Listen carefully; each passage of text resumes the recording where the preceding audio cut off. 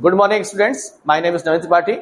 हम class 12th geography के chapter minerals and energy resource, जो आज का टॉपिक है, आज का चैप्टर है, इसको हम पढ़ेंगे।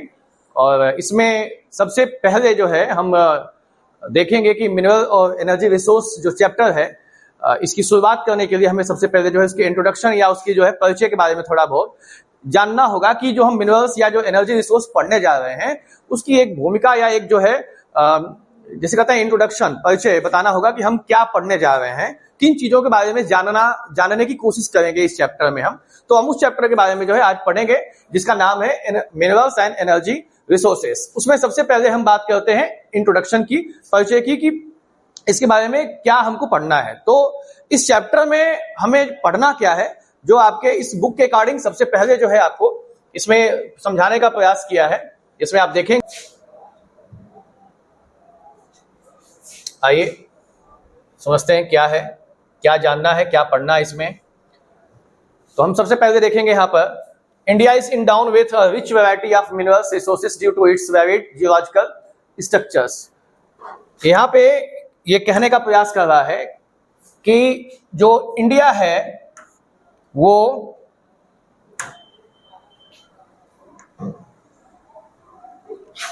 अलग अलग जियोलॉजिकल स्ट्रक्चर के दौरान जो उसके बने हुए हैं, मतलब कि अलग अलग भौगोलिक जो रचनाएं हुई हैं, आज से लेके पृथ्वी के निर्माण से लेके और अब तक का जो एक समय रहा है, जो एक समय अब तक बीत गया है, इस समय बीच में जो है जो समय है उसको अलग अलग जो है जियोलॉजिकल टाइम या पीरियड में उसको डिवाइड किया गया है। उसमें से कह रहा है कि भारत जो है क्या है, जो मिनरल्स के मामले में देखा जाए तो क्या है, अलग अलग जियोलॉजिकल स्ट्रक्चर होने की वजह से भारत जो है वो अलग अलग जियोलॉजिकल स्ट्रक्चर या अलग अलग पीरियड में क्या हुआ है, उसके कई पोर्शन, कई पार्ट्स बने हैं। इस वजह से क्या है कि यह मिनरल्स के मामले में क्या है, बहुत ज्यादा रिच है, क्योंकि यह अलग अलग जो है जियोलॉजिकल पीरियड में क्या हुआ है, इसका निर्माण हुआ है, फॉर्मेशन हुआ है, इसलिए इसमें अलग अलग जियोलॉजिकल टाइम के बने हुए जो है आपको मिनरल्स क्या होते हैं, देखने को मिलते हैं या पाए जाते हैं। इसलिए इंडिया जो है इस मामले में काफी क्या है, रिच है, काफी जो है धनी है। अधिकांश जो भी आपको मिनरल्स हैं, खासतौर पे जो मूल्यवान मिनरल्स हैं, ठीक है, वैल्यूएबल जो मिनरल्स हैं, आप देखेंगे तो वो क्या है, product of the pre Palaeozoic age. अब यहाँ पे प्री पैलियोजोइक एज है, जैसे अभी आपने एक वर्ड सुना जियोलॉजिकल स्ट्रक्चर्स, तो एक है जियोलॉजिकल टाइम या पीरियड की बात हो रही है, तो उसी में से एक टाइम आता है जिसको हम कहते हैं pre Palaeozoic age. Pre Palaeozoic age जो है वो आज से लगभग जो है देखा जाए तो 20 करोड़ साल से लेके 10,000 साल पहले तक, ठीक है, 20 करोड़ साल से लेके 10,000 साल पहले तक का जो टाइम पीरियड रहा है उसको जो है प्री पैलियोजोइक जो है, जिसको हम कह रहे हैं प्री पैलियोजोइक एज, ये आज से लगभग जो है 25 लाख से लेके 10,000 साल पहले तक जो है के टाइम पीरियड को हम जो है प्री पैलियोजोइक एज में मानते हैं। इस एज में देखा जाए तो सबसे पहले जो मनुष्य था, जो मानव था, उसने जो है क्या किया था, कुल्हाड़ी बनाना या आग को जान गया था, आग का बहुत इस्तेमाल करना नहीं जान गया था, और धीमे धीमे जो है वो स्टोन एज से निकल के जो है थोड़ा बहुत जो है नई नई कृषि या पहिया या आग या तमाम इन चीजों के बारे में, मतलब कि मानव जो इतिहास है उसका जो शुरुआती दौर रहा है, उस दौर को जो है प्री पैलियोजोइक एज के को हम मानते हैं। तो इस एज में कह रहा है कि अधिकांश जितने भी मिनरल्स आप भारत में, इंडिया में देखते हैं, पाए जाते हैं, वो अधिकांश जो है आपको प्री पैलियोजोइक एज के आसपास के जो है डिपोजिट्स आपको यहाँ पे देखने को मिलते हैं, पाए जाते हैं।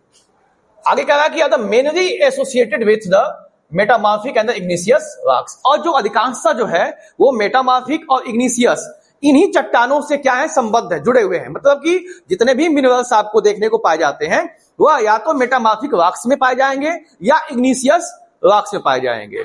अब आप मेटामॉर्फिक और रॉक्स आप जानते हैं कि 2-3 तरह के जो है आपको चट्टानें या रॉक्स पाई जाती है, जिसमें से सबसे पहला जो प्राइमरी रॉक्स होता है वो क्या होता है आपका, इग्निशियस, ठीक है, फिर उसके बाद आपका मेटामॉर्फिक, फिर एक सेडिमेंट्री, 3 तरह के रॉक्स होते हैं। तो अधिकांश जितने भी मिनरल्स अगर भारत में देखा जाए तो भारत का जो साउथ इंडिया का हिस्सा है, जिसको हम जो है पेनिनसुला इंडिया या पेनिनसुलर इंडिया कहते हैं, साउथ इंडिया का जो प्रायद्वीपीय क्षेत्र है, अधिकांशतः वहां पे जो मेटामॉर्फिक और इग्निशियस रॉक्स पाई जाती हैं, वो जो है आपको उन्हीं में जो है अधिकांशतः हमारे भारत में पाई जाने वाले जो खनिज पदार्थ हैं वो पाए जाते हैं, उनके डिपोजिट्स आपको मिलते हैं। The vast alluvial plain track of the North India is in divide of minerals of economic use. इसके साथ साथ कह रहा है कि जो नॉर्थ इंडिया का जो एक मैदानी क्षेत्र है, बड़ा एक मैदानी क्षेत्र है, नॉर्दर्न जो प्लेन कहते हैं इसको, जिसमें गंगा और सिंधु और ब्रह्मपुत्र का पूरा एक मैदानी क्षेत्र है उत्तर भारत का। यह देखा जाए तो मिनरल्स के मामले में क्या है, थोड़ा सा जो है क्या है, यहाँ पे इसकी कमी पाई जाती है, मिनरल्स जो है नहीं पाए जाते हैं। तो जिसकी वजह से क्या होता है कि वो जो है इकोनॉमिक यूज के लिए जो है मिनरल्स देखा जाए तो नॉर्दर्न प्लेन में इसकी क्या कमी है, नहीं पाया जाता है, इस तरह से कह रहा है। तो साउथ इंडिया को क्या कह रहा है कि साउथ इंडिया में देखा जाए तो मिनरल्स के मामले में वो रिच है, और नॉर्दर्न प्लेन जो है मिनरल्स के मामले में क्या है, वो रिच नहीं है, वहां पे उसकी डिफिशियंसी या कमी पाई जाती है। The mineral resources provide the country with the necessary base. अब जाहिर बात है कि जिस कंट्री में जितनी ज्यादा मिनरल्स होंगे उस कंट्री के इकोनॉमिक डेवलपमेंट की संभावना ज्यादा रहेगी। जितना ही आपके पास रिसोर्स ज्यादा होगा उतने ही आपके डेवलपमेंट की संभावना ज्यादा होगी, लेकिन उसके लिए आपको साइंस और टेक्नोलॉजी की आवश्यकता होती है, क्योंकि अफ्रीका में भी बहुत सारे रिसोर्स पाए जाते हैं, बहुत ज्यादा रिच रिसोर्स अफ्रीका भी है, लेकिन अफ्रीका के अधिकांश देश क्या है, आज भी क्या है, गरीब है, पुअर है। उसके पीछे क्या है, lack of technology, science, innovations, इनकी कमी है। इस वजह से क्या है कि उसका इस्तेमाल जो है यूरोपियन या अन्य देशों के लोग क्या करते हैं, यूज कर देते हैं, और खुद उस देश के जो नेटिव्स हैं वो उसका इस्तेमाल नहीं कर पाते हैं। तो अगर कोई देश इस मामले में रिच है तो वह डेवलप होगा, इसकी संभावना है, हो जाएगा, ये कोई जरूरी नहीं है। संभावना तब है जब आपके पास टेक्नोलॉजी है, तमाम वो टूल्स हैं जिसके थ्रू आप उसका यूज कर सकते हैं। तो इस मामले में लकी है इंडिया, जहां पे हमारे पास इनोवेशन है, टेक्नोलॉजी है, साइंस है, रिसर्च है, जहां पे हम क्या करते हैं, हमने इन चीजों का इस्तेमाल किया है और उसका यूज भी किया है।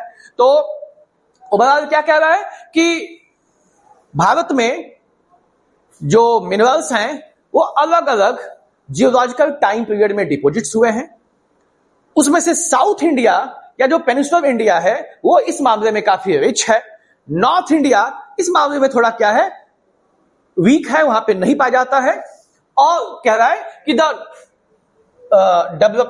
in this chapter we shall discuss availability of various type of minerals and energy resource। तो इस चैप्टर में जो है हम पढ़ेंगे मिनरल रिसोर्स की जो उपलब्धता है भारत में, कहां कहां कैसे मिलता है, साथ साथ जो एनर्जी रिसोर्स है भारत में वो किस तरह से है और कहां कहां जो उसकी मात्रा पाई जाती है और किस तरह से उसका हम यूज करते हैं, इसके बारे में जानेंगे। और लास्ट में हम ये जानेंगे कि उसका जो है कंजर्वेशन किस तरह से किया जाए, उसका संरक्षण कैसे किया जाए। क्योंकि आज के टाइम पे देखा जाए कि हम जितना ज्यादा एनर्जी का इस्तेमाल कर रहे हैं, जितना ज्यादा हम जो है रिसोर्सेस का इस्तेमाल कर रहे हैं, उसका साइड इफेक्ट भी हमको साथ साथ जो है देखने को मिल रहा है। जैसे ग्लोबल वार्मिंग हो गया, पॉल्यूशन हो गया, तमाम तरह के पॉल्यूशन आप जानते हैं, हर तरह के पॉल्यूशन को, वाटर, सॉइल, नॉइस, तमाम तरह के पॉल्यूशन आज हमको देखने को मिलते हैं। जितनी अधिक सुविधाएं बढ़ रही हैं उतना अधिक क्या हो रहा है, हमको जो है उसका साइड इफेक्ट भी हमको देखने को मिल रहा है। तो लेकिन ठीक है, टाइम के साथ जो है हमको डेवलपमेंट भी करना है और अपने इन्वायरमेंट को भी बचाना है। तो आज एक नया एक वर्ड निकल के सामने आया है जिसको हम क्या बोलते हैं, सस्टेनेबल डेवलपमेंट। तो वो भी एक नया कॉन्सेप्ट समझ में आया है। तो इस चैप्टर में हम वापस चलेंगे और ये था आपका इस चैप्टर का इंट्रोडक्शन कि हमें पढ़ना क्या है और मिनरल क्या है, मिनरल के मामले में हम किस पोजीशन पे हैं। तो भारत में मिनरल क्या है, एक अच्छी खासी मात्रा में पाया जाता है। हाँ, ये है कि जो उसका डिस्ट्रीब्यूशन है वो थोड़ा अनइवन है, उसका जो वितरण है वो अनइवन है। और सिर्फ भारत ही नहीं, दुनिया के किसी भी कंट्री में चले जाएं या अर्थ पे कहीं भी चले जाइए तो जो मिनरल्स है उनका जो डिस्ट्रीब्यूशन है वो इक्वल नहीं है, वो अनइवन है। तो उससे जो है हमें उसी को नहीं पकड़ना है। क्या पकड़ना है कि मिनरल्स के मामले में हम रिच हैं और साउथ इंडिया इस मामले में ज्यादा रिच है। नॉर्दर्न प्लेन जो है थोड़ा इसमें क्या इसकी कमी है, और अब जो है हम इसका इस्तेमाल खासतौर पे नॉर्दर्न इंडिया के जो मिनरल्स हैं वो इकोनॉमिक डेवलपमेंट के तौर पे नहीं कर पाते हैं, उसका इस्तेमाल ज्यादा इस मामले में नहीं हो पाता है। तो वापस आते हैं और फिर एक वर्ड आ चुकी हम बार बार कह रहे हैं कि मिनरल, मिनरल क्या है। ठीक है, मिनरल्स को हम क्या बोलते हैं, हिंदी में खनिज कहते हैं। तो मिनरल्स होता क्या है, ऐसी बात है कि आपके दिमाग में एक वर्ड आएगा कि भाई मिनरल क्या होता है, मिनरल्स क्या होते हैं। तो मिनरल्स कह रहा है कि इसमें 3 वर्ड आपको आएगा, जो आपके सामने डिफिनेशन दिखाई दे रही है, इसमें 3 वर्ड है। इसको आप तोड़िएगा तो आप देखेंगे क्या मिलेगा आपको। एक पहला यहां पे दिया हुआ है कि जो minerals is a natural substance. Minerals क्या होता है, वह एक नेचुरल सब्सटेंस होता है, वह एक प्राकृतिक जो है, प्राकृतिक तौर पे जो है क्या होता है वो आपको प्राप्त होता है, वो मिलता है। वो प्रकृति के माध्यम से नेचर में जो है वो पहले से ही मौजूद रहता है, वो नेचुरल आपको मिलता है। दूसरा क्या कह रहा है कि वो ऑर्गेनिक या इनऑर्गेनिक ओरिजिन का होगा, या तो वह कार्बनिक होगा वह या अकार्बनिक होगा, वह ऑर्गेनिक होगा या इनऑर्गेनिक होगा। मिनरल्स नेचुरल तो होगा, लेकिन हो सकता है कि उसमें कार्बन कंटेंट्स हो या कार्बन कंटेंट्स ना भी हो। इनऑर्गेनिक ऑर्गेनिक का अगर सामान्य रूप से हम डिफिनेशन करें, उसको डिफाइन करें, तो हम कह सकते हैं कि जिसमें कार्बन है वो कार्बनिक है, जिसमें कार्बन नहीं वो इनकार्बनिक है। तो मिनरल प्रकृति में पाया जाता है, वह मिनरल जो प्रकृति में पाया जाता है ऑर्गेनिक भी हो सकता है, इनऑर्गेनिक भी हो सकता है। आज जिसको मिनरल कह रहे हैं वो क्या हो सकता है, उसकी एक डिफिनिट केमिकल और फिजिकल प्रॉपर्टी होती है।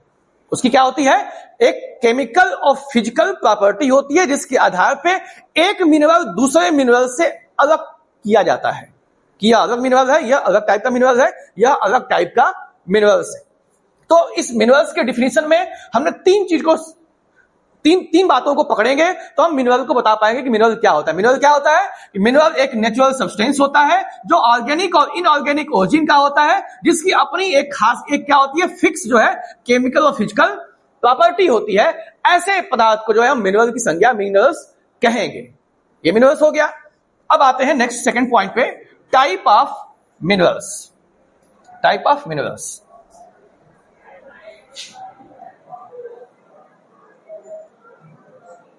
अब मिनरल को आप जान चुके हैं कि वो क्या है, उसकी केमिकल और फिजिकल प्रॉपर्टी सबकी क्या होती है, अलग अलग होती है। हर मिनरल्स की केमिकल और फिजिकल प्रॉपर्टी अलग अलग होती है, उसी आधार पर उसको अलग अलग डिवाइड भी करते हैं। तो इसमें हम आएंगे, जब टाइप ऑफ मिनरल्स को पढ़ेंगे तो टाइप ऑफ मिनरल्स में क्या कह रहा है कि on the basis of the chemical and the physical property, वही वर्ड जो आपने डिफिनेशन में पढ़ा कि केमिकल और फिजिकल प्रॉपर्टी के ही बेस पे, मैंने अभी वर्ड का इस्तेमाल किया कि केमिकल और फिजिकल प्रॉपर्टी के ही बेस पे हम एक मिनरल को दूसरे मिनरल से अलग करते हैं।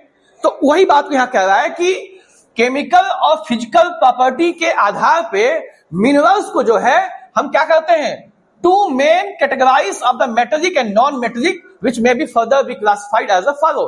हम उसे जो है दो पार्ट में डिवाइड करते हैं और वो क्या कहलाता है, वो कहलाता है मेटेलिक और नॉन मेटेलिक। क्या कहलाता है, मेटेलिक और, कहां गया, मेटेलिक और नॉन मेटेलिक। क्या कह रहा है कि on the chemical and physical property mineral may be group under to main category, number one metallic, number two non metallic. उसका एक आपको चार्ट यहां दिया रखा हुआ है। मिनरल्स क्या है, मिनरल्स को दो पार्ट में डिवाइड किया गया, मेटेलिक और नॉन मेटेलिक। अब एक वर्ड आता है कि मेटेलिक जो है और नॉन मेटेलिक में आपके मन में एक क्वेरी आएगी, क्वेश्चन आएगा कि मेटल क्या होता है। वैसे तो आपने क्लास 9th और 10th में, अगर चूंकि आप ह्यूमैनिटीज पढ़ रहे हैं तो आपका चूंकि साइंस से कोई अभी संबंध नहीं है, लेकिन 9th 10th में तो आपने साइंस को पढ़ा है और साइंस में आपने मेटल वर्ड आया होगा, मिनरल वर्ड भी आया होगा, तो आप इसको जानते ही हैं। लेकिन वापस में एक जो है एक आर्ट्स के स्टूडेंट के तौर पे, एक ज्योग्राफी के स्टूडेंट के तौर पे थोड़ा बहुत हमको मेटल्स को जानना जरूरी है कि मेटल होता क्या है। तो मेटल के लिए हम जो है वापस चलते हैं और जानने का प्रयास करते हैं कि मेटल जो है होता क्या है।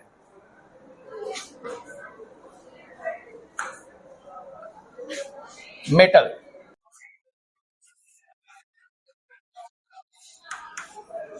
तो मेटल हमारे सामने यहाँ पे प्रश्न है कि मेटल क्या होता है। क्वेश्चन ये है कि मेटल क्या होता है। मेटल को डिवाइड करने के पहले हम जान पाएंगे कि मेटल क्या होता है। तो मेटल को हम सामान्य शब्दों में समझेंगे, इसको यहाँ पे इसको थोड़ा सा एक्सप्लेन करने की कोशिश करते हैं। मेटल,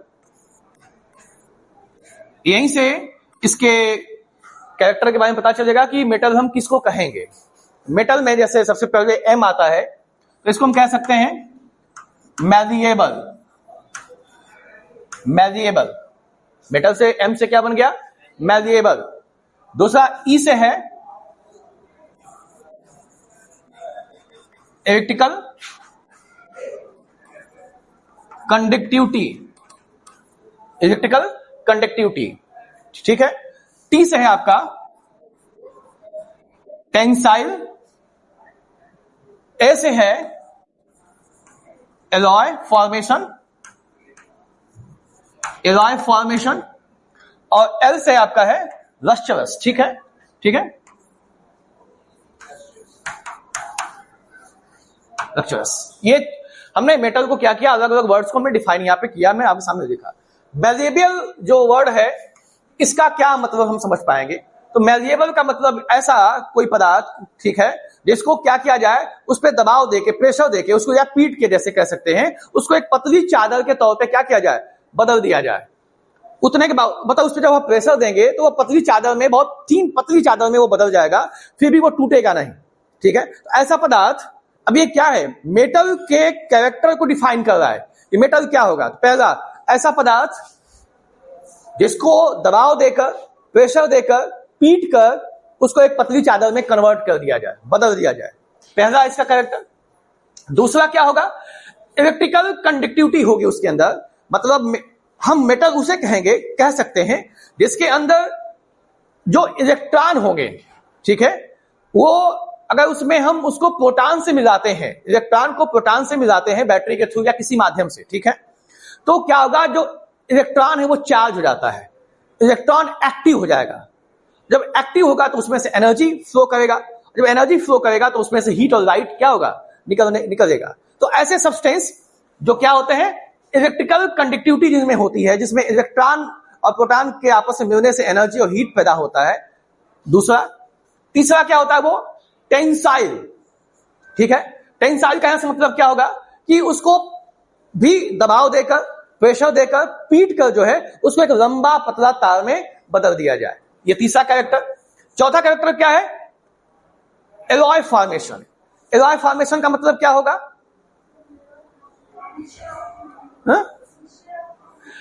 मिश्रण। इसको क्या कर सकते हैं, इसको एक या एक से अधिक जो है मेटल्स आपस में पदार्थों को मिला के एक नया मेटल, नया पदार्थ क्या करेंगे, तैयार कर सकते हैं। मतलब इसकी खासियत होती है कि या किसी दूसरे में मिक्स हो जाता है, जैसे ब्राज और ब्राज है, ब्रास है, ठीक है, ब्रॉन्ज कहते हैं, ब्रॉन्ज और ब्रास, ये भी क्या है, ये मिश्रण है, आपको एलॉय जो है मेटल्स हैं। तो इसकी खासियत क्या होती है, एलॉय फॉर्मेशन वाले कैरेक्टर को फॉलो करता है, मिश्रण वाले कैरेक्टर को फॉलो करता है। तीसरा क्या होता है, लक्ष्यवश होता है, मतलब कि इसके अंदर अगर थोड़ा सा इसको एनर्जी को बढ़ाया जाए तो इसमें जो है क्या होगा, हीट या लाइट जो है इसके अंदर खुद से अपनी जो है एक जो है खुद की एनर्जी से जो है लाइट पैदा होने की संभावना होती है।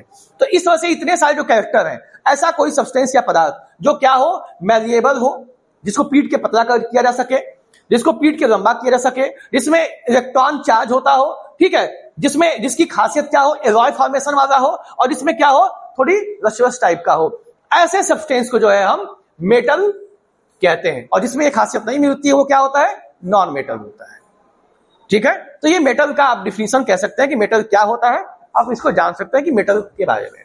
अब आप इस, आई थिंक मुझे समझ में लगता है कि आपको ये बात समझ में आई होगी कि मेटल क्या होता है। तो मेटल की सारी खासियत है, malleable, electrical conductivity, tensiles, alloy formation and ruptures, ये जो खासियत है वो मेटल्स में आपको पाए जाते हैं, जिनमें नहीं है वो नॉन मेटल कहलाते हैं।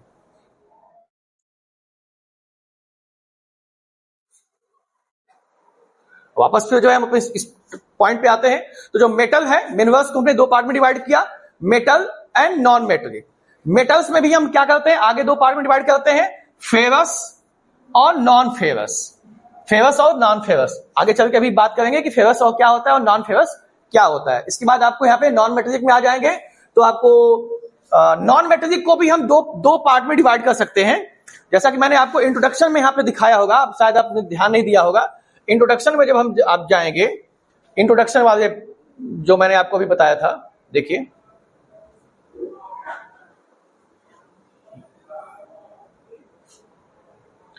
मैंने यहां लिखा हुआ है कि जो टाइप ऑफ मिनरल है वो मेटेलिक है और नॉन मेटेलिक है। टाइप ऑफ जो मिनरल है वो मेटेलिक और नॉन मेटेलिक है। वहीं पे जो नॉन फेरस होगा, नॉन फेरस या नॉन मेटेलिक की बात हो रही है, नॉन मेटेलिक में एनर्जी रिसोर्स आएगा, उसमें अगर हम देखेंगे तो कन्वेंशनल और नॉन कन्वेंशनल टाइप की चीजें आती हैं, जैसे कि कोयला हो गया, पेट्रोलियम हो गया, या आजकल का जो क्लीन और ग्रीन एनर्जी है, सोलर एनर्जी, विंड एनर्जी, वो सब आपको इसमें आते हैं। तो टाइप ऑफ मिनरल्स में मेटल, नॉन मेटल। मेटल में आपको क्या होता है मैंने बताया, और मेटल के बाद मेटल को भी दो पार्ट में डिवाइड करते हैं, फेरस और नॉन फेरस, ठीक है। और फेरस और नॉन फेरस क्या होता है वो आपको जो है आगे दे रखा हुआ है।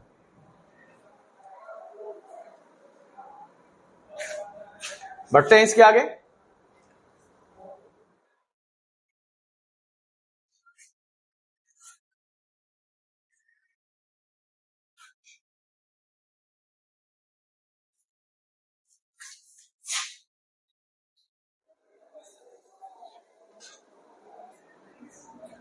तो क्या करेगा, and it is clear from the figure 5.1 metallic minerals are the source of metals, iron ore, copper, gold produce metals and are include in this category. इस कैटेगरी में जो है हम इनको, जो आपको मेटल्स से आते हैं जिसमें फेरस और नॉन फेरस वाला है, उसमें हम आयरन को रखते हैं, कॉपर को, गोल्ड को रखते हैं, जो जिनसे क्या होता है, मेटल जो है क्या होता है, प्रोड्यूस होता है, वो खुद भी उस कैटेगरी में आते हैं। And metallic minerals are the further divide into the ferrous and non ferrous. अब आप देखिएगा यहाँ पर जो मैं आपसे बात कह रहा था कि जो मेटेलिक मिनरल्स हैं वो आगे चल के दो पार्ट में डिवाइड कर दिया गया है। पहला है आपका फेरस, दूसरा है नॉन फेरस। फेरस क्या है? फेरस हम उसे कहेंगे जिसको, जो रेफर टू आयरन, जो किसको रेफर करता है, आयरन को रेफर करता है, जिसमें लोहे के अंश जो है आपको पाए जाते हो। जिस पदार्थ में, जिस मेटल में लोहे के अंश पाए जाते हो वह आप कह सकते हैं कि वह क्या है, मेटेलिक है, उसमें जो है लोहा पाया जाता है। तो फेरस मेटल में आप आएंगे तो जिसको कहते हैं कि refer to iron. Are those minerals which have iron contents ferrous such as the iron ore itself, and those which do not have iron content are non ferrous। Simple, जिसमें iron के कंटेंट पाए जाते हैं वो आपको metal है, अरे ferrous है, और जिसमें मेटल के कंटेंट, फेरस के, आयरन के कंटेंट नहीं पाए जाते हैं वो आपको नॉन फेरस है। नीचे आएंगे तो non metallic minerals are the either organic in origin. जो नॉन मेटेलिक मिनरल्स होते हैं, कहा जाए कि वो क्या होते हैं, ऑर्गेनिक होते हैं ओरिजिन में, जैसे कि fossil fuel, also known as mineral fuels, उनको हम मिनरल फ्यूल्स के तौर पे भी जानते हैं, which are derive from the buried animals and plant life. Such जो किससे होते हैं, जो प्लांट या जो एनिमल होते हैं उनसे क्या होते हैं, ये बनते हैं, उनसे ही इनका क्या होता है, भविष्य में चल के फॉर्मेशन होता है, निर्माण होता है। तो जैसे कि कोयला हो गया या पेट्रोलियम हो गया, ये आज से जो है लाखों करोड़ों साल पहले क्या हुआ था, जो प्लांट या जो एनिमल थे उनके किसी न किसी कारणवश से क्या हुआ कि वो जमीन के अंदर दबने की वजह से क्या हुआ कि लंबे समय तक एक जो है दबाव की प्रक्रिया की वजह से, तमाम टेम्परेचर और प्रेशर की वजह से उनका क्या हुआ, धीमे धीमे वो कन्वर्ट होते गए और फॉर्मेशन जो है क्या हो गया, वो कोयला और पेट्रोलियम में बदलाव देखने को मिला। तो दूसरे टाइप के जो नॉन मेटेलिक है, other type of the non metallic minerals, जैसे इनऑर्गेनिक इन ओरिजिन, जैसे कि mica, limestone and graphite. Minerals have certain characteristics, these are unevenly distributed over space. अब क्या है कि जो मिनरल्स होते हैं उनके कुछ खासियत है, कुछ उनके बारे में जानेंगे कि इनके क्या क्या जो है कैरेक्टर्स हैं। पहला इसकी बात करते हैं, पहला ही है, समझिए पहला ही है। पहला क्या है, अनइवनली डिस्ट्रीब्यूटेड ओवर स्पेस। जो मिनरल्स हैं, इंडिया के संदर्भ में पढ़ें, इंडिया के कंटेंट में अगर इसको पढ़ेंगे या किसी भी वर्ड में किसी भी कंटेंट में पढ़ेंगे तो इनका जो वितरण होता है, जो इनका डिस्ट्रीब्यूशन होता है वो अनइवन होता है। वो एक समान रूप से कहीं पे भी जो है उनका बिखराव नहीं होता है, उनका डिपोजिट्स आपको नहीं मिलता है, वो अलग अलग जगहों पे आपको अलग अलग तरीके से कहीं कम कहीं ज्यादा पाए जाते हैं। पहला। दूसरा क्या खासियत है, आप देखेंगे यहीं पे दूसरा भी है, कह रहा कि जो मिनरल्स होते हैं कि inverse relationship in quality and quantity of minerals. Quality और क्वांटिटी जो मिनरल्स की होती है, इनके बीच जो है इनवर्स रिलेशन होता है। कैसे? अगर अच्छी क्वालिटी का मिनरल्स मिलेगा तो हो सकता है कि उसकी क्वालिटी क्या, क्वांटिटी क्या हो, कम हो। अच्छे मिनरल्स की क्वांटिटी कम हो सकती है as compare to low quality minerals. अगर इसकी तुलना करें तो लो क्वालिटी मिनरल्स की तुलना में अच्छे क्वालिटी के मिनरल्स की क्वांटिटी क्या है, कम है, वो कम पाए जाते हैं। तीसरा अगर हम यहां पे बात करें, the third main characteristics is that all minerals are exhaustible over time. जितने भी मिनरल्स हैं वो समय के साथ क्या है, खत्म होने वाले हैं। उनका हम यूज करेंगे तो वो क्या हो जाएंगे, खत्म हो जाएंगे समय के साथ। वो वापस फिर से रिचार्ज या रिफिल होने वाले इतना जल्दी नहीं है जितना जल्दी हम सोच रहे हैं। तो ये दो तीन खासियत क्या है, पहला कि uneven distributed, inverse relationship in quality and quantity of minerals. तीसरा, all minerals are exhaustible over time and these take long to develop geologically and they cannot be replicated immediately at the time to need। जाहिर बात है कि इसके बनने में क्या होता है, बहुत लंबा समय लगता है। और अगर हम चाहे कि इसको अपनी आवश्यकता के अकॉर्डिंग जल्दी से हम इसको बना सकें, तो ऐसा बनाना क्या है, संभव नहीं है। क्या लिखा है कि this take long develop geologically, इसको क्या है, बहुत लंबा समय लगता है इसको बनाने में। And they can not be replenished immediately, इनकी भरपाई हम तुरंत जो है अपनी आवश्यकता के अनुसार नहीं कर पाएंगे। इस तरह they have to be conserve, इसलिए हमें क्या करने की आवश्यकता है, उन्हें कंजर्व करने की आवश्यकता होगी। और साथ साथ जो है इसका जो मिसयूज किया जा रहा है उसको भी हमें क्या करना होगा, बंद करना होगा। क्यों ऐसा करना होगा कि they do not have second crops, क्योंकि हम इनकी दोबारा जो है इसका इस्तेमाल हम नहीं कर सकते। जैसे फसलों को हम काटते हैं फिर से पैदा कर देते हैं, वैसे इन मिनरल्स को जो है हम एक बार इस्तेमाल करने के बाद दोबारा जो इस्तेमाल हम नहीं कर सकते हैं। तो इस तरह से जो है हम देखेंगे कि मिनरल्स का जो है क्या हुआ है, आप टाइप जो पढ़ रहे थे इसमें क्या नाम है, टाइप ऑफ मिनरल्स। तो कितने तरह के मिनरल्स हैं आपने यहां पढ़ा, मेटेलिक है, नॉन मेटेलिक है, और उनका क्या कैरेक्टर था तो आपने जो है यहां पे देखा। अब हम पढ़ेंगे इसका distribution of minerals in India, कि भारत में इसका डिस्ट्रीब्यूशन जो है वो किस तरह से है, उसका वितरण कहां कहां पाया जाता है। तो बढ़ते हैं। Most of the metallic minerals in India occur in the peninsular प्लेटू। मैंने पहले भी आपसे कहा कि अधिकांशतः जितने भी मिनरल्स पाए जाते हैं वो आपको कहां मिलते हैं, पेनिनसुलर प्लेटू रीजन। जितना भारत का जो दक्षिणी वाला हिस्सा है, साउथ वाला जो हिस्सा है, ये चूंकि जो साउथ का जो लैंड सरफेस है वो बहुत ही प्राचीन समय का है, बहुत पुराना लैंड सरफेस है। ठीक है, कहा जाता है कि ये जब पृथ्वी का निर्माण हुआ था उस वक्त ये जो है कहते हैं कि गोंडवाना लैंड का हिस्सा है। और गोंडवाना लैंड जो है आपके पृथ्वी के निर्माण के बाद का एक जो पेंजिया और पेंथालसा और तमाम ये जो कॉन्सेप्ट रहा है उसके उस टाइम पीरियड का जो है ये लैंड जो है आपको कहते हैं पाया जाता है। तो इस तरह से चूंकि ये बहुत ही प्राचीन एक जो है जमीन का टुकड़ा है, एक भूखंड है, इस वजह से क्या यहां पर जो है इतने लंबे समय की वजह से जो है बहुत सारे मिनरल के डिपॉजिट क्या हुए हैं, टाइम टू टाइम जो है इसमें डिपॉजिट होते गए हैं। तो इसलिए इस मामले में जो है साउथ इंडिया या जो पेनिनसुलर इंडिया है वो क्या है, काफी रिच है मिनरल्स के मामले में। तो कह रहा है कि अधिकांश जो मेटेलिक मिनरल्स हैं, मेटेलिक मिनरल्स वो आपको पेनिनसुलर प्लेटू रीजन में पाए जाते हैं। और किस फॉर्मेशन में मिलता है, किस फॉर्म में मिलते हैं, ओल्ड क्रिस्टलाइन रॉक्स, जो पुराने जो आपको क्रिस्टलाइन रॉक्स हैं उनमें जो है आपको मिनरल्स देखने को मिलते हैं। ओवर 97% ऑफ द कोयला reserve occur in the valley of the Damodar. अधिकांश कह रहा है कि जो 97% जो कोयला आप देखोगे तो आपको जो दामोदर जो वैली है, अब ये दामोदर वैली कहां है, तो दामोदर वैली आप देखेंगे तो दामोदर वैली को मैं आपको यहां पे दिखाऊं मैप के थ्रू।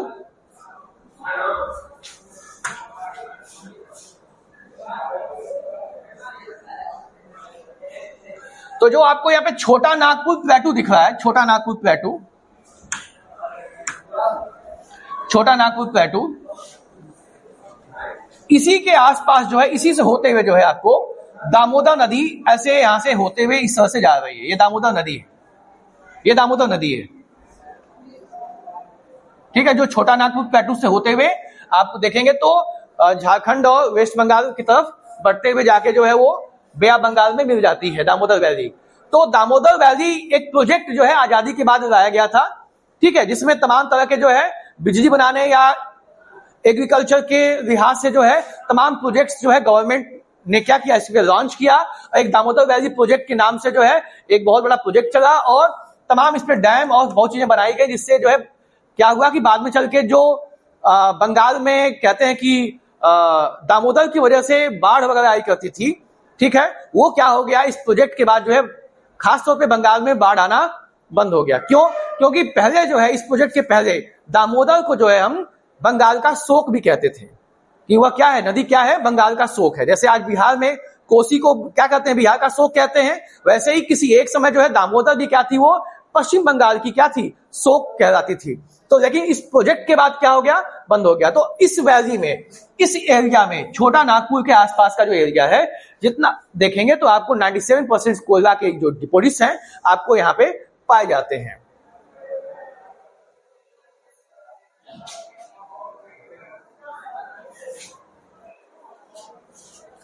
तो पहला हो गया कि 97% कोयला आपको जो है दामोदर वैली में मिलता है।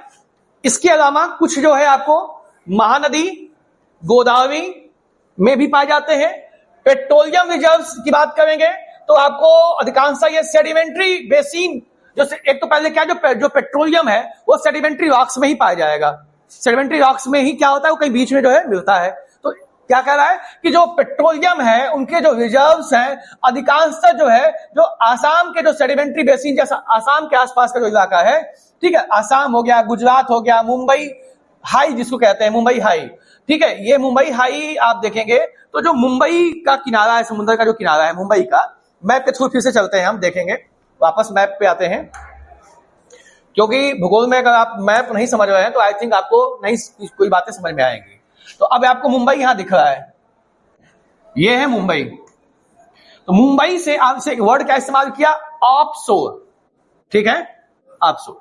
मतलब इसका क्या, दो वर्ड होता है, एक ऑनशोर होता है, एक होता है ऑफशोर होता है। ऑनशोर ऑफशोर सामान्य तरीके से समझें तो जो ऑनशोर होगा वो लैंड सरफेस की बात कर रहा होगा, जो ऑफशोर होगा वो वाटर सरफेस की बात कर रहा होगा।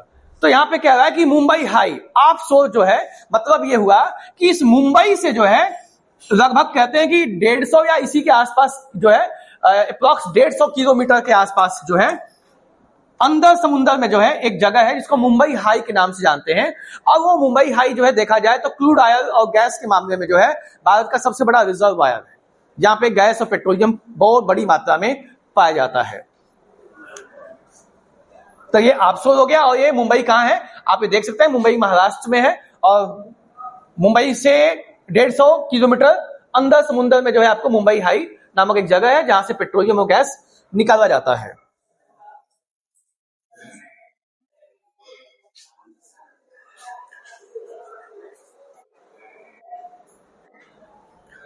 तो पेट्रोलियम में आपको क्या हो गया, Mumbai high, Gujarat, basin of Assam, offshore region of the Arabian sea. इसके अलावा जो है आप देखेंगे तो ऑफशोर रीजन आपको अरेबियन सी, वही जो मुंबई हाई की बात हो रही है वो अरेबियन सी में ही पाया जाता है, ठीक है। इसके अलावा new reserves have been located in the Krishna Godavari and Kaveri basin. Krishna, Godavari और कावेरी कहां है, ये साउथ इंडिया की कुछ नदियां हैं, कुछ क्या बड़ी ही महत्वपूर्ण और बड़ी नदियां हैं साउथ इंडिया की, कृष्णा, गोदावरी और कावेरी, ये बड़ी नदियां हैं साउथ इंडिया की। और इनका जो रिवर बेसिन एरिया है उसमें जो है आपको पेट्रोलियम, गैस, इनके डिपोजिट्स जो है खोजे गए हैं, पाए गए हैं और यहाँ पे बड़ी मात्रा में इसका रिजर्व देखने को मिलता है। Most of the major minerals resources occur to the east of line linking Mangaluru and Kanpur. तो मैंगलुरु और कानपुर से कह रहा है कि उसके जो है ईस्ट में आपको अधिकांश जो मिनरल्स जो है आपको देखने को मिलते हैं, पाए जाते हैं। Minerals are the generally concentrated in 3 broad belts in India. अगर हम इसको हम कैटेगराइज करें कि भारत में मिनरल्स को अगर अलग अलग हिस्सों में बांटे तो वह 3 मुख्य बड़े हिस्सों में आता है। सबसे पहला जो आपका हिस्सा आएगा वो आपका है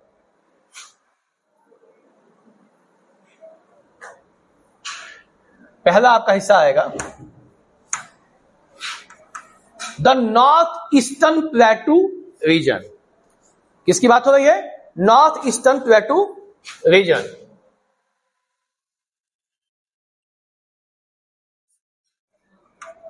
नॉर्थ ईस्टर्न प्लेटू रीजन। अब अगर मैं आपको यहीं पे एक छोटा सा मैप बना के दिखाऊं, ऐसे बना दे रहा हूं, ठीक है। तो नॉर्थ ईस्ट की बात हो रही है तो ये लगभग ये हिस्सा की जो बात हो रही है नॉर्थ ईस्ट में, अगर हम इसके अकॉर्डिंग समझें तो झारखंड, वेस्ट बंगाल, आसाम, पूरा मेघालय, त्रिपुरा, मणिपुर, अरुणाचल प्रदेश, सिक्किम वगैरह का जो एरिया है, वेस्ट बंगाल और झारखंड, ये हिस्सा जो है इसमें आता है। कैसे, देखिए कह रहा है कि जो नॉर्थ ईस्ट बेल्ट है इसमें किसको माना जा रहा है, किसको कहा कह रहा है, तो कह रहा है कि छोटा Nagpur, Orissa प्लेटू, waste Bengal and part of the Chhattisgarh have you ever thought about the region of the major iron and steel industry being located in this region? अच्छा, ये तो क्वेश्चन है, बता कहा है कि कहां पे है। जो इसको कह रहा है कि जो नॉर्थ ईस्टर्न प्लेटू रीजन है जहां पे भारत का मिनरल डिपोजिट्स पाया जाता है बड़ी मात्रा में। वो कौन से इलाके आते हैं? तो आपको झारखंड का जो छोटा नागपुर प्लेटू का एरिया है वो, दूसरा आपका क्या है, उड़ीसा जो प्लेटू है चूंकि छोटा नागपुर प्लेटू से ही जुड़ा हुआ है, तो छोटा नागपुर प्लेटू, उड़ीसा प्लेटू और वेस्ट बंगाल का कुछ हिस्सा, ठीक है, और छत्तीसगढ़ का कुछ हिस्सा, ये सब मिला के जो है आपको कह रहा है कि ये किस में आ रहा है, नॉर्थ ईस्टर्न जो है प्लेटू रीजन्स में आ रहा है, जो जहां पे बड़ी मात्रा में क्या है आपको मिनरल्स के डिपॉजिट पाए जाते हैं। अब मैप के थ्रू मैं आपको बता दूं, ये मैप तो बहुत अच्छा बना नहीं, तो मैं आपको मैप लेके चलता हूं जिसमें आपको दिखा दूं कि वो कहां है। हम फिजिकल मैप देखेंगे इंडिया का। फिजिकल मैप में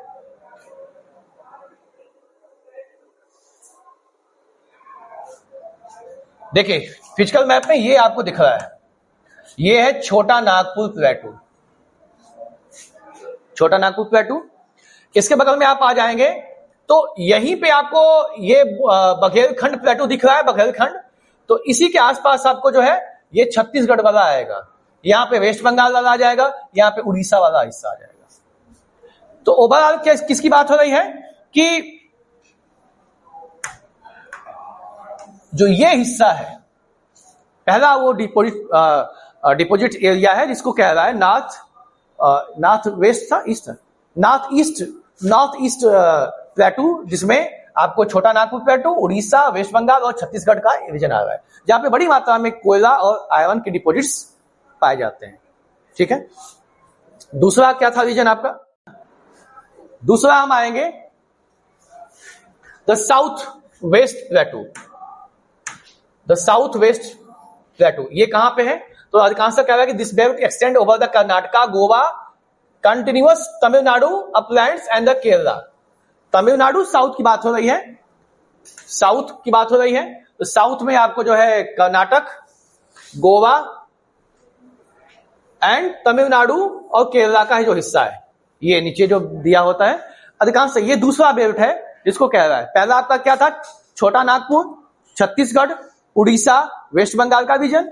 दूसरा आपका क्या आ गया? कर्नाटक, केरला और ये आपका गोवा, ये वाला दूसरा आ गया। और तीसरा की बात कर रहा है, तीसरा कहां है? वो तीसरा आपका है नॉर्थ वेस्ट रीजन, नॉर्थ में है और वेस्ट में है। नॉर्थ वेस्ट रीजन में जो है आपको देखेंगे तो कौन सा एरिया आएगा? तो यह एरिया है अरावली इन राजस्थान, अरावली इन राजस्थान, कुछ हिस्सा गुजरात का। ये क्या यहाँ पे minerals are associated with Dharwar system of, ये क्या है जी?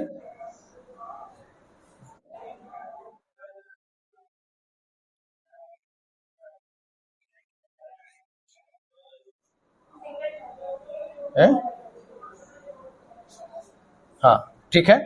The belt extend along Aravalli in Rajasthan and part of Gujarat and minerals are associated with Dharwar system of rocks. तो धारवाड़ सिस्टम ऑफ रॉक्स का मतलब यह है कि एक चट्टानों का एक कह सकते हैं क्रम है, जिसको हम उसमें से एक वर्ड का इस्तेमाल करते हैं, धारवाड़ क्रम की चट्टानें। ठीक है, एक समय एक जो भूगर्भिक इतिहास में धारवाड़ एक समय रहा है, एक टाइम रहा है, जिसको हम जो है धारवाड़ टाइम में बनी हुई चट्टानों को हम क्या कहते हैं? धारवाड़ क्रम की चट्टानें कहते हैं। तो इस इलाके में खासतौर पे कहा अरावली राजस्थान का जो हिस्सा है, गुजरात का कुछ हिस्सा, यहां पे आपको जो है धारवाड़ सिस्टम की जो है चट्टानों में जो है मिनरल्स पाए जाते हैं, जैसे कॉपर, जिंक, तमाम ये बड़े बड़े मिनरल्स आपको मिलते हैं। राजस्थान जो कह रहा है कि इस मामले में जो क्या है वो रिच इन बिल्डिंग स्टोन्स, वहां पे खासतौर पे मार्बल वगैरह जो है आप देखेंगे तो ज्यादातर आपको चट्टाने पत्थर जो है मिलती हैं। Sandstone, granite, marble, gypsums and the fuller's earth deposits are also extensive. Dolomite, limestone provide raw material for the cement industry. अब सीमेंट इंडस्ट्री में जो चीजें लगती हैं वो भी आपको यहाँ से क्या होती हैं? मिलती हैं। गुजरात को कह रहा है कि is known as knows for its petroleum deposits. Gujarat में देखा जाए तो पेट्रोलियम डिपॉजिट के मामले में क्या है वो काफी रिच है। And you may be knowing that Gujarat and Rajasthan both have rich source of salt. इसके साथ साथ जो है इन दोनों जगहों पे जो है सॉल्ट के मामले में भी क्या है आपको ज्यादा अच्छी मात्रा में यहाँ पे सॉल्ट पाए जाते हैं। फॉर एग्जाम्पल आप देखेंगे तो राजस्थान में एक सांभर झील है, जहां से देखा जाए तो लगभग 25% जो है भारत का जो नमक का प्रोडक्शन है वो किया जाता है। तो नमक के मामले में, सीमेंट फैक्ट्री में लगने वाले जो रॉ मटेरियल्स हैं, डोलोमाइट इत्यादि, उसके मामले में, पेट्रोलियम डिपोजिट्स के मामले में, ये आपका नॉर्थ वेस्टर्न रीजन क्या है? काफी रिच है। तो अब तक आपने जो है 3 एरिया को आपने देखा। तो 3 एरिया कौन कौन से हैं मैं आपको यहां पे बता दे रहा हूं इस मैप के थ्रू। पहला नॉर्थ ईस्ट, ये वाला हिस्सा। दूसरा आपका साउथ, और तीसरा आपका है नॉर्थ वेस्ट। ये 3 ऐसे आपके अलग अलग क्या हैं, रीजन्स बताए गए हैं जहां पे बड़ी मात्रा में और अधिकांश जो है आपको मिनरल के डिपॉजिट्स पाए जाते हैं। ठीक है, तो आज के लिए ये टॉपिक इतना ही। इसके बाद जो है नेक्स्ट वीडियो में आपको नया जो है टॉपिक शुरू किया जाएगा। Thank you.